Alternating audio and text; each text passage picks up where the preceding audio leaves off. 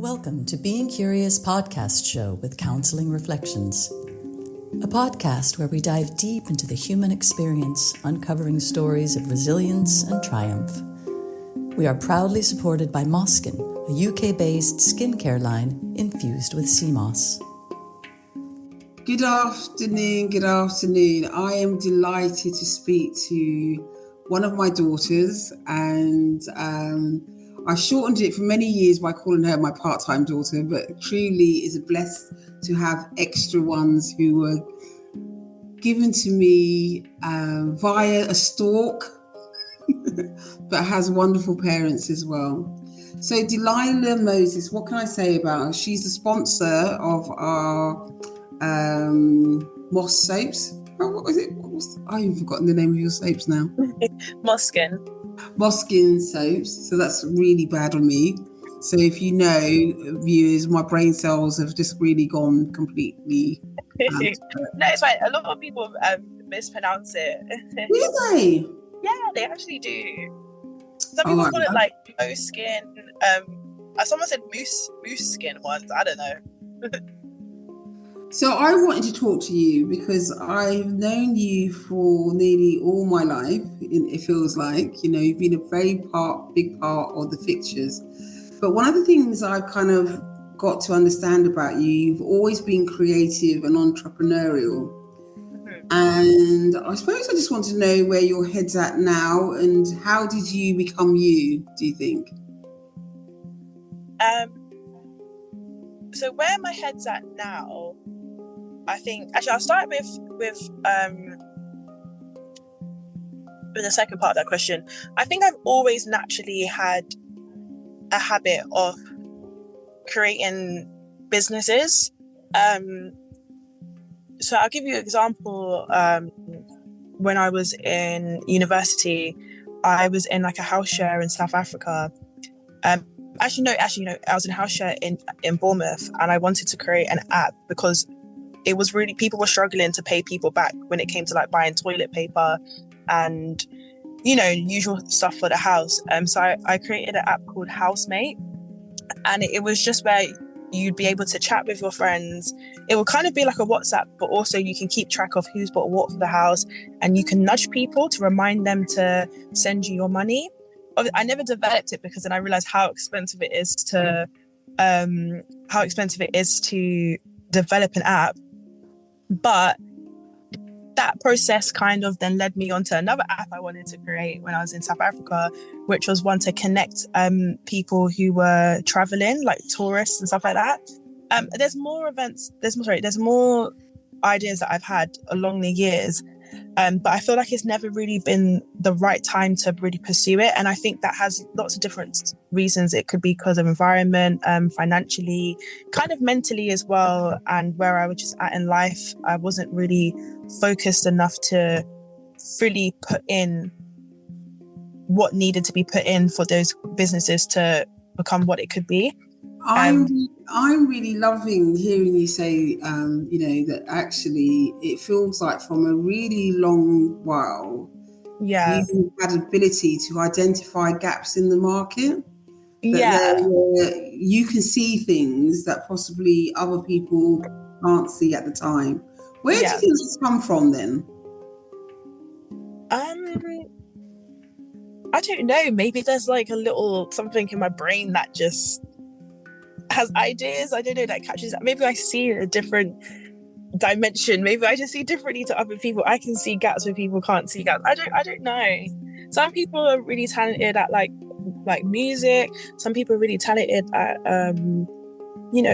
making food. I don't know. Some people are talented in different aspects of life. And I think maybe my talent is just spotting gaps and being an entrepreneur. And I will thank you actually whilst you're here, and I really do appreciate you because you're the reason why I know what an entrepreneur is. Because I'll never forget, even when I was younger, even in secondary school, I used to come up with all these ideas and I would tell you about them. I would never forget, you were sitting in the living room. You always used to sit in that one side of the living room. You had your seat and you were sitting there and I was telling you about all my ideas, and you looked at me, you went, you know what? You're so entrepreneurial. And I was like, what? What's that? and obviously, when you're younger, you just don't really know that much, and you would like, no, you come up with all of these ideas and they're actually really good. Like, there's something I could see becoming something, and you're going to be an entrepreneur one day. And then you explained to me what an entrepreneur was, and yeah, I really appreciate that, because I think that really did stick with me. So I think I knew deep down I wanted to create a business, something that I could leave a legacy, something that I've put together. So yeah, so like I was saying, so I think with everything else I've done in the past, it just never was the right time. But now with MOSKN, as I'm now getting older, I've learned from mistakes. I'm in a good environment. I'm like financially at a better place as well. It's like I'm more focused and I'm ready to put in what I can with MOSKN. That's so interesting, isn't it? Oh, thank you. Because no one usually listens to me.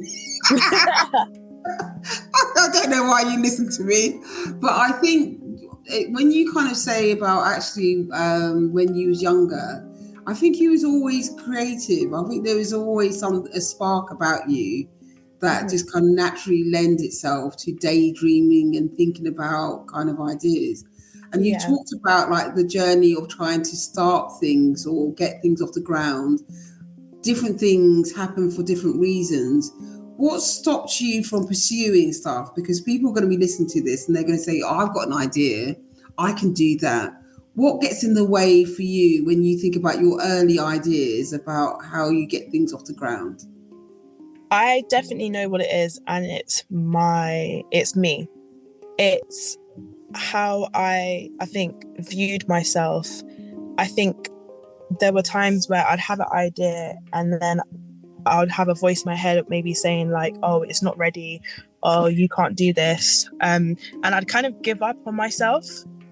And it's sad as well, because I've seen, obviously there probably were other people with the same idea, but I have seen some of my ideas actually, be built. I've seen some of my ideas actually now out in the market, and it's crazy to think like if I did maybe stay committed and believed in myself, trusted in my source, I probably would have had something out there that's really successful by now, and then been able to use my startup company, whatever I did, and then build from that and then do something else and then actually become entrepreneurial. But I have always kind of let myself down at the first hurdle.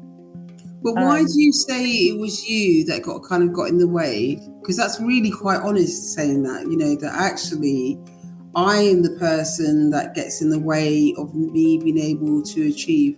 What was it about you then that has shifted now then, do you think? I think now I've gotten to the point where I've had so many different ideas and I've let myself down by not going ahead with it, that now with this one, it's like I'm committed. Like I've kind of built my courage up. I've built myself up through various things as well in life. I'm now at work as well. I'm at a position where I feel I negotiated with my manager, which I think is quite an important thing, because a lot of people kind of struggle with negotiating when you're at work. And I think me doing that made me realize that I have power, like I have a say, I have a word, like I can dictate where I want my life to be. So me kind of challenging my manager and getting myself into a title and a position that I deserve to be in, it kind of opened my eyes to myself, being like, you can voice yourself, you can do this, like you can stand on a stage and speak, you can go out to people and do things. So I think that takes a lot of courage, doesn't it? Because a lot of people can't, regardless of what age, feel that they can turn around to their manager and say, actually, I'm doing this work and yet I'm not being seen in the company, but yet I'm being used by the company. And for you to be able to do that, what gave you the courage to do that, do you think? What made you realise that you were able to do that? Because I was broke. I was like, something needs to change. Do you know what I think? My auntie said to me once, so I think it was like just past COVID or something like that. I think it was 2 years or after COVID. And I told her throughout the whole winter I didn't put the heating on. And I was like, and I felt really good about that. I was like, yeah, I didn't have the heating on once. I just put loads of clothes on and I saved so much money. And she was like, if you can't afford to put your heating on, you need to change your job. She was like, I get what you're trying to do, but she was like, it was one of the coldest winters. And there are times when, yeah, you can save money and put clothes on, but there are times also when you need to heat your house. And she was like, if you're not getting paid enough to turn your heating on, you need to change something, what's happening in your life. And it really it kind of really sunk in when she said that. And then from that, I kind of just started looking at like everything in my like life as well. And then I realized, yes, I want to like get a pay rise at work and I want my title to reflect the workload I'm doing. But also I realized this is not what I want to do for the rest of my life. And I know what I want to do, which is build my own company, which is something I've always wanted to do. So it's kind of like everything in that moment kind of was just starting to like, I think it used to be in the back of my head, but it was starting to like move forward. It was like I was pushing for a pay rise, pushing for my title to reflect, pushing now to make something of myself, of my own. And then around that time as well, MOSKN then naturally just started as well. And it did come from that because I was going to leave my job. So I was looking for different jobs. So how MOSKN kind of started is that, so MOSKN is a sea moss infused skincare line, and I used to waste a lot of sea moss, and I thought, what else could I do with the sea moss that I'm wasting? Because people usually eat it in gel form, or they'll put it in like kind of capsules or gummies. So people usually consume it because it's really good for you. But I kept wasting it. So I looked into other ways you can use it, and I found out it's amazing for your skin. And I asked my grandma, who's Grenadian descent, she's from the Caribbean, and she was like, oh yeah, we always put it on our face. It's like what my mum used to do. And you know, like old people, they don't sometimes pass down little secret traditions because it kind of fades out once they come to the UK, or they, you know, and they're around new things. But a lot of traditional stuff kind of gets faded away. So my grandma was like, oh yeah, like this is something that we've always done. So I looked into it and I was like, wow, this is amazing. But on the side as well, I was obviously juggling with my job and wanting a pay rise and wanted to move up the ladder. So I basically started applying for different jobs. And then what happened was I got to the last stage of this really exciting job, which I think would have been amazing if I got it.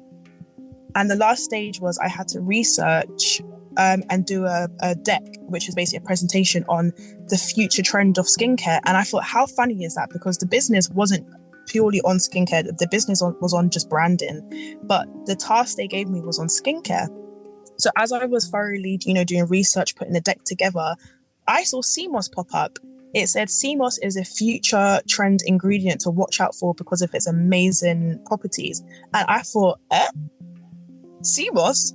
That's not something I expected to see. So as I was obviously doing the deck for this company that I was trying to get this job role with, I was also doing research for myself because I obviously had that idea already. And I said to myself, I also spoke to God as well, and I kind of asked him, and I said, just, you let me know where I need to go. Like, you pick what route is right for me. If I get the job, I'll stick with the job. And it'll be amazing. It'll be new. It'll be exciting. Something that I wanted to do in the creative industry, like with branding.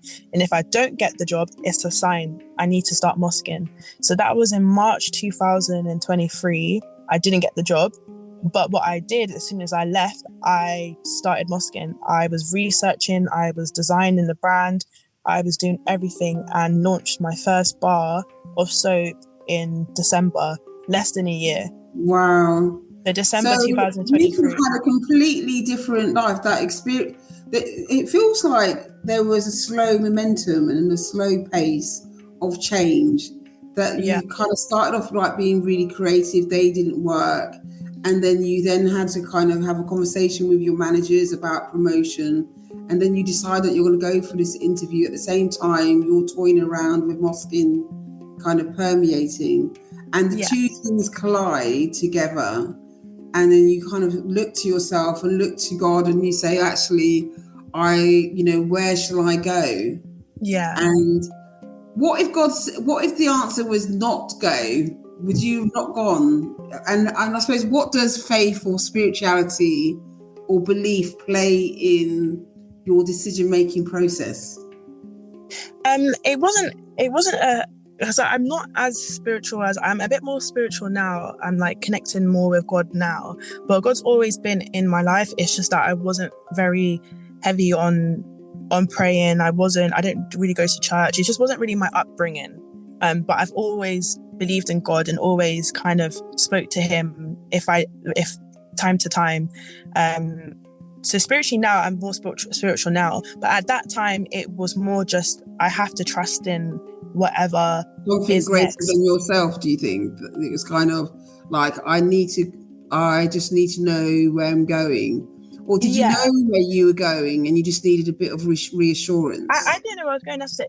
If I got the job, I would have left, even if it was lower. I think it might have been lower pay, but I just needed something. I knew I needed a change. I knew I just needed to leave where I was and kind of reset my mind. So that's why I was like, if I get the new job, I will leave. And if I don't get it, to me, it was just a sign that it wasn't the right path for me, and I need to now pursue MOSKN.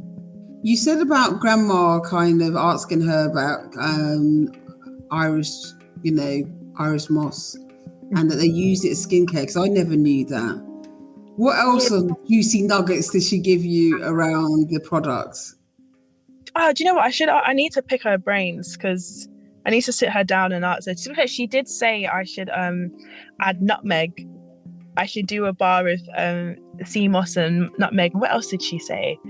Oh, she did say a few things actually. Well, I can't remember. She did get a bit excited. She was like, "Oh yeah, you could like try this." But why sea moss? What was it about, of all the things that you could take forward as a beauty product or skincare line? What is it about sea moss that kind of ignited your imagination, do you think? I think it's just I know how great it is for you to consume. So when I researched about it onto the skin, it just to me was like, wow, this is a natural product and it contains so much vitamins in it. It's antibacterial, it's anti-inflammatory. It's amazing if you have eczema, if you have like dry skin, stuff like that, because it has like a soothing effect. Amino acids. It's just a really good natural product, and it gives you stuff that a lot of chemically made products give you. And I know there is a market out there of people that don't really necessarily like using chemically infused products. A lot of people do like just kind of, taking it back and just using natural products. So for me, I just thought it was a no-brainer, because I'm like that. I'm not really that crazy. I like skincare, but I get very overwhelmed because there's so many products out there and there's so many different ingredients of this and that. So I really like the idea of just using something natural, and also something that's close to home as well, something that I know tested is good for you to consume. It's something that's from the Caribbean, and when I think of the Caribbean, I generally think of naturalness, I think of clean, I think of stress-free. I mean, obviously that's what you want your face to be, stress-free, no wrinkles. I just think of natural calmness and good, rich ingredients. And I think that's what sea moss brings to skincare. Oh, it sounds, you know what, when you say it like that, I think I need some, because as I'm getting older, I need more of Irish moss, as I need, and more of MOSKN. But I also, I'm just wondering, in terms of like you starting out and working out the formulas, did you have disasters? Because I know like starting something, having an imagination for something, putting it on paper, kind of doing some background research, then you've got to make it. What was like the beginnings of making your product like? You know what? It wasn't as stressful as I thought it would be. I really thoroughly researched how to make certain products, and I knew it would be expensive for me to get someone to do so. I thought, what can I make at home? Because it's a natural product anyway. It's not like I have to use all these harsh chemicals. So I definitely knew I could make it at home. But it was like, then what product do I make? So I was watching videos. YouTube's a great place. YouTube has a lot of information. YouTube. Then I found there were some like courses, academies that people can join onto to make natural products. But again, the price wasn't really matching my bank account. And I'm glad I didn't do it, because again, there's so much that you can make on your own. There's so much tools out there for you to learn to do things. So I had to think, what product is easy for me to make at home, low cost, and something that people would buy and use. And then I came to the conclusion that it would be soap, a bar of soap. And I also picked a bar of soap because of sustainability. Quite a lot of people are going back to soaps because of the waste of obviously using plastic. When the liquid soaps, it takes a lot of plastic, so a lot of people are kind of stepping back to using bar of soaps. And I also remember when I was younger, I grew up using bar of soaps, so it all kind of came together and just made sense to do a bar of soap. And I will admit, the first time I did it, it came out okay. But then the second time I made it, and this is my measurements, I kind of just went with, I studied, I researched, looked at different alternatives of people, what they had done. And then, because obviously CMOS is active ingredients, I had to try and figure out how I would do it with CMOS. And yeah, on my second attempt, the bar came out perfect, and I got my friends and family to test it, and they loved it. So it just all came together. It feels like it's kind of fell into place. Although although we're talking about it, I can imagine that in the background you did a lot of research. Like you talking about it just now feels like a really smooth sailing, but the work that you've had to put into it to get to where you kind of are able to make a product on this second attempt. What gets in the way with a company like yours? Because you're fresh in the market, competing against lots of other big businesses who can just mass produce your products. How do you stay relevant? How do you make a profit, in the competitive market of skincare? Yeah, it is difficult because it's just me, and I don't have a lot of money. I don't have 10, 20k to push into it. Whereas some people do have that. Some people have connections in the industry. Some people have followings as well. Some people who start this industry, they already have a mass following, so they already have people that will push it.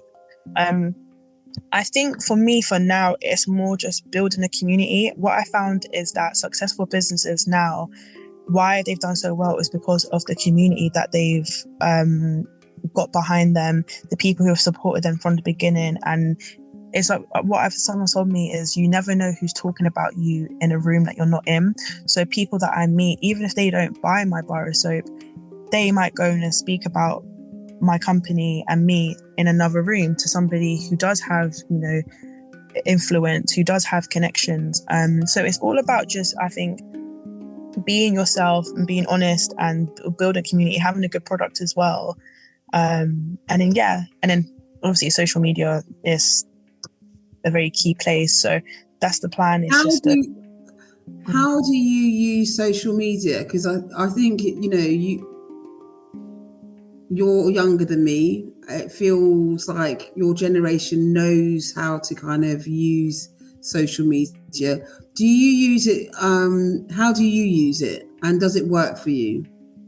Yeah, it definitely does. I think that the company I'm building, you definitely do need social media, 100%. I can't lie. I'll be very honest. Right now, I'm slacking. I'm not as active as I should be. You should be regularly posting and trying to engage your audience and pushing out to new audiences.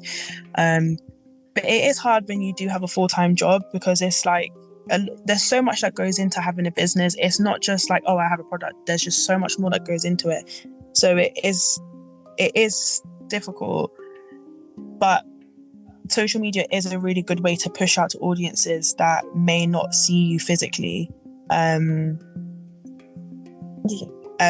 may not be able to see you physically. So yeah, I definitely think such as like Instagram, even Facebook, it's like different ages. So you kind of have the boomers that are on Facebook, you have the millennials that are on Instagram, And then the Gen Z that's on TikTok, that's kind of how they kind of see it. So you should use all three social medias. So Instagram, TikTok, and Facebook, so that you can have a crossover. So do you know who your age? Do you know who buys your products?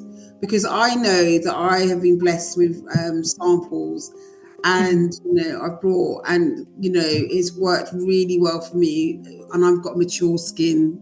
If you can't see me, but I've got mature skin, and so it kind of really has worked. And also just the texture. Also, sometimes some soaps can dry you out. So in these different kind of spaces, who buys your product? What is your feedback you're getting from your customers? Yeah, so at first I kind of struggled with this, and they do say you need to know your demographic, like it's something you should know, and I just didn't really know. So I think going to in-person events has really helped me to like gauge who will buy it. And I found that it's people in like their like kind of early-ish 20s, late 20s, up to about 50s really. I think, and I don't know if I need to narrow that down. Obviously, I'm still learning, but I feel like the soap is for everyone. I don't think it should be just for a singular demographic. It seems like anyone from the ages from 20 up to 50, like 50 plus, they all kind of want to use the soap because it's natural. So I think my demographic is more people who were interested in natural products. I think you're right. I think that there's a shift, isn't there, in people are moving away from really highly processed products and more going back to a much more natural, sustainable product. And I think when we then look at kind of climate change, the cost of manufacturing and kind of bringing stuff across the ocean, locally sourced ideas really make sense. Yeah. What do you hope then from your business? What is your dream? What do you want to get out of your business as it grows and as you move forward with it? I'd love to be able to expand my product range. I'd love to be able to get some really good feedback. I'd love to really actually help, because I didn't realize how much people had eczema. Because I've never had eczema, and I don't really have friends that have eczema, so it's not really been something I've been around. And I realized a lot of people who have bought my soap have bought it because they have eczema. And looking into CMOS, it's really good for people who have eczema because it's anti-inflammatory properties, and it helps to cool down flares. So I didn't actually really know too much about it. So I've now started to look into that and research, and it would be really great to know like if my product genuinely does help. Because, for example, I put out a message to people just to let me know how do they deal with flare-ups, and someone said that they take a bath with tights on in oat milk and honey, and they have to sit in the bath for like 2 hours to stop their skin from irritating. And I was like, that is something I've never thought people have to do. So if my bar of soap can help people have a shower, just a normal shower, and then just use the soap and that cools it down instead of them having to have a bath in oat milk, I would love that. It would just be such a nice feeling to know that's something that I've created. So I'd love to build my product range, have products that generally do help people, and just be able to build a little mini empire so I can leave a legacy and make my grandma proud and make Grenada proud, because I'm always bigging up Grenada in the Caribbean. What do you think gets in the way? Because we have these amazing ideas, and you've had millions of amazing ideas over the years. Yeah. What do you think gets in the way of all dreams, your dreams, so that you got this big dream for yourself and what your brand looks like and what your company's kind of moving forward? But what gets in the way, do you think? I think it's loads of different factors. I think having a support system around you is important as well, because sometimes I think your mind in anything really, even for things like the gym, work, like your mind can always sometimes be against you. And I think it's really good to have people around you that remind you that you are good, you're like, you can do this, what you're doing is amazing, keep at it, just that kind of extra little push. So I think it's good to have people around you, but it's just I think it's different for everyone. It could be your environment, it could be your financial situation, it can be how your mind works and against you, maybe making you feel like you can't do it. But I just think if you do have an idea, especially in this day and age with social media and with how much people are building companies, it's now not the big companies that used to do everything. Now people, everyday normal people, are building companies and being successful. And I think if you ever feel down and you feel like you can't do it, look at case studies, look at people who have done it, and you can see they've come from the same background as you. They might have come from even the same area, same financial situation, and you can see how they've got to where they are, and that will give you the push to also do it if you ever felt like you couldn't do it, because there's a lot of people out there doing it. What would you say to your younger self? Because I'm listening to you and I'm biased. I think, well, wow, this sounds really amazing and quite exciting thing. But what would you say to your younger self who had these dreams, but maybe not the confidence? And, what would you like to say to her so that you could benefit now? Do you know what? I don't know, because I feel like I do think sometimes not everything happens for a reason, but I do think a lot of things happen for a reason. And maybe those ideas or businesses I had in the past weren't meant to be. I was meant to maybe fail in the process of building it, because it's built me up now for MOSKN. It's built me up to the person that I am now. So I don't know what I'd say to myself. I don't know, maybe just like, I don't know, believe in yourself more? I don't know. Oh, that's a hard one, isn't it? It's a hard conversation to have this in terms of this afternoon. What would you like to say to others? What would you like others to know about your brand, your product, and where we can find it and how we can get hold of? So MOSKN is the whole brand. The product is rooted in Caribbean heritage. All the ingredients that I use are from my grandma's garden and beyond the Caribbean, inspired by my grandmother, because she's Grenadian, and that's how I know about sea moss. That's how I know about mangoes and coconut and all that stuff, because that's what she's got in her garden. So the soap, for example, key ingredient, obviously sea moss, but also it has mango butter in it. It's got coconut, and it has ingredient. Oh, and avocado as well, which in Grenada they call it pear. So it's got avocado in it, and I want people to know about the rich, amazing ingredients that are in the Caribbean. But yeah, apart from that, it is just generally a really nice soap as well. It cleanses, it has a light exfoliation, and it helps to soothe and moisturize your skin. And I'm hoping in the future, the products that I do push out as well, I'm hoping to get a mask out by the end of the year, hopefully, if not end of the year, next year. And yeah, I just generally want to create a brand that is focused on natural, amazing powerhouse ingredients with a root to Caribbean heritage. And you can find MOSKN if you go on the internet, so it's just www.moskn, which is spelled MOSKN.com. And then also you can find us on social media as well of the same name.